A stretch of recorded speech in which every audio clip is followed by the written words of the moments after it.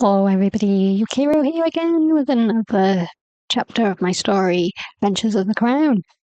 We are on chapter 7, and last we read, Lynette was speaking to the innkeeper about Fenrin, and he was telling her not to worry.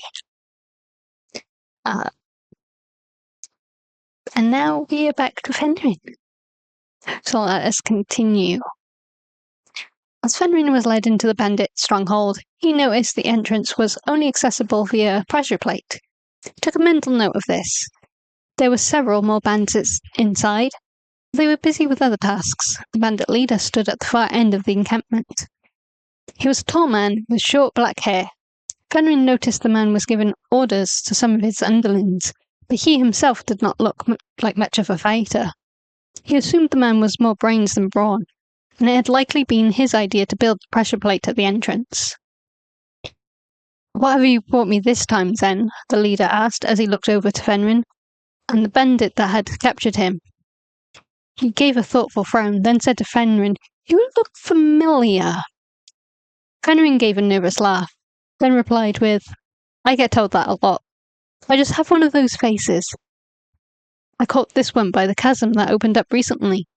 Looks like we may get a fair bit of coin for him," Zen said, his tone proud.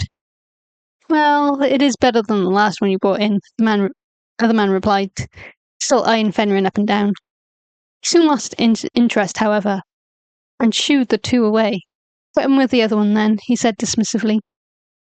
Zen seemed rather pleased with himself, and showed Fenrin towards the side of the encampment.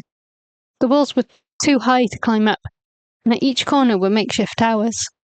Each tower hosted a guard to act as a lookout. Fenrin made a mental note of everything he saw that he believed might be important. As they reached the area Fenrin was to be held, he noticed another figure that had been tied up.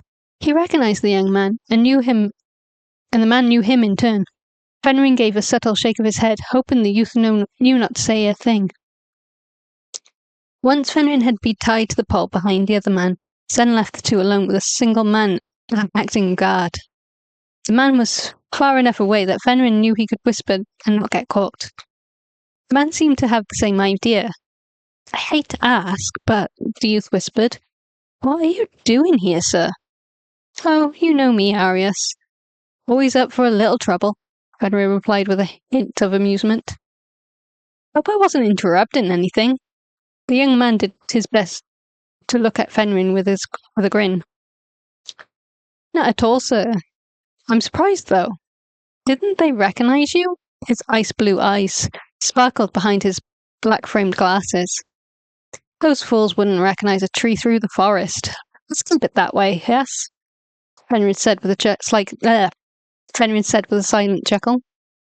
"And I can tell by your lack of a silver bracelet that they have no idea what you are," Fenrin asked. "They haven't a clue, no." "I heard they sold it for a tidy profit," Arius replied. "I was waiting for a chance to escape, but heard the commotion when they brought you in." "Lucky us, then," said Fenrin, as he looked around at their location. "If we can cause a distraction, we could easily escape with your help.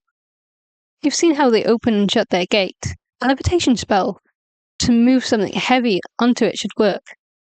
Arius nodded his head subtly. "I could cause a fire in their storage tent. It's the one just over there." "Sounds good.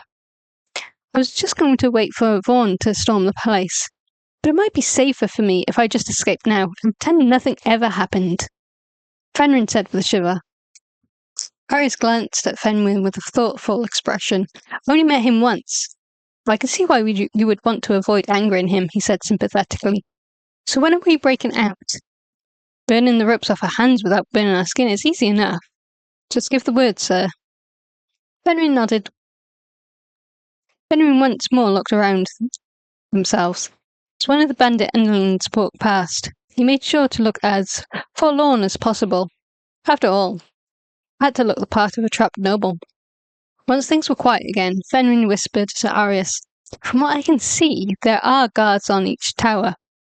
Most of the bandits are further back near the leader. It's Escaping shouldn't be too much of an issue. But I don't have any weapons, so I'll be relying on you the entire time.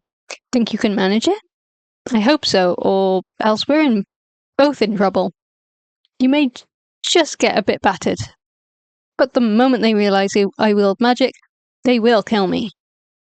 Arius said softly. He shifted on the spot for a moment before continuing. But I have improved my magic ability since our last meeting, so I have confidence I can protect you. As long as you don't accidentally set fire to me again, then we'll be fine, Fenrir said with a chuckle.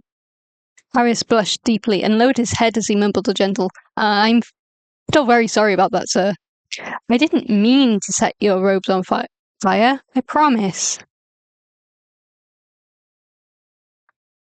I know, Fenrir chuckled softly. He paused quietly when the guards looked over at them. When the coast was clear again, Fenrir continued with, no time like the present. If we wait too long, they may suspect I am no mere noble, and things could get worse for us. Arius nodded his head. Understood, sir, he said softly. He uttered something under his breath, and as he did so, his eyes flickered crimson red for a split second. It did not take him long to burn the ropes from around their hands, and the post they had been tied to. He then did the same again, this time setting fire to the tent. It didn't take long for the fire to quickly spread throughout the tent, and it caught fire to several others close by. Fenrir was surprised that Arius had gotten so good as to be able to control the fire.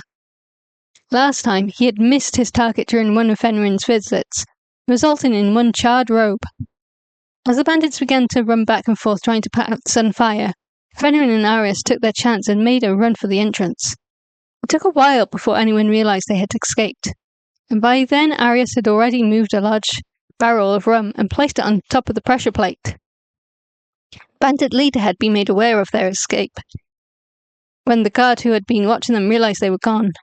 He had been too busy trying to warn someone of the fire that he hadn't done the one job he was supposed to do. As the leader reached the front of his stronghold, Fenrir and Arius were outside, and Arius was just lifting the barrel to shut the gates once more. Fenrir, on the other hand, was cheerfully waving goodbye to the bandit leader.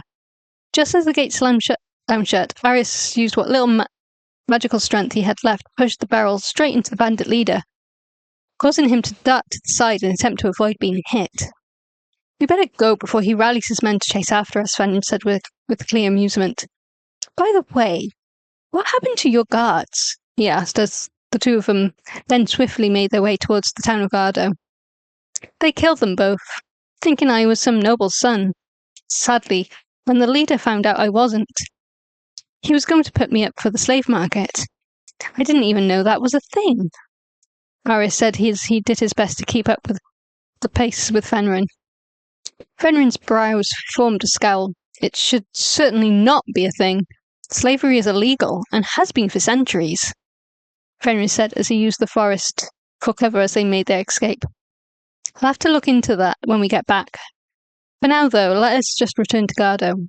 We'll decide what to do next when we get there. As you say, sir, Arius said, nodding his head.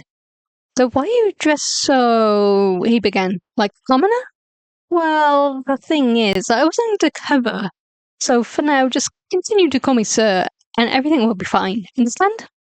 Fenrir said, glancing back to Arius, who merely nodded his head. Nodded his understanding. I'll read my own book. A long time passed as the two neared the edge of the forest. It had been evident that the bandits had at least been somewhat mobilized to find them, but not yet caught up to them. Fenrir was glad that his luck had held out so far, and now that he had the town of Gardo in his sight, he knew the bandits wouldn't follow him there. And that, my dear followers, is the end of that chapter. Hopefully you liked it. Some more amusement will be coming very soon, so don't worry about that. Arius is a very special character to me. He isn't in this book much because he was actually just a cameo for this book. He was actually originally a character I was role-playing with in I'm going to say a D&D session, but it was like an online one, and not quite D&D. But anyway, it was very similar to D&D. And I really enjoyed playing with him, so I kind of like threw him in the book as a little cameo, just because I can. Maybe one day I'll write a book actually around him. We'll see. But anyway, that is the end of the chapter. So thank you for watching, and I'll see you again soon. Goodbye.